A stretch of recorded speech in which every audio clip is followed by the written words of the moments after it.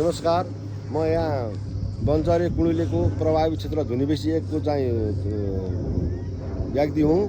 अब विगतमा चाहिँ नि थोरमा हाम्रो आन्दोलन भएको थियो, जुन आन्दोलनलाई चाहिँ कुलमान घिसिङज्यूले आएर चाहिँ 15 दिनभित्रमा काम सुरुवात गर्छु र केही काम पुरा गर्नलाई चाहिँ अठोट गर्नु भएको थियो। उहाँले चाहिँ नि 15 दिनको म्याद सकिँदा आज 14 दिन हुँदा पनि कुनै पनि काम तदारुकताका साथ अघि बढाउन सक्नु भएको छैन।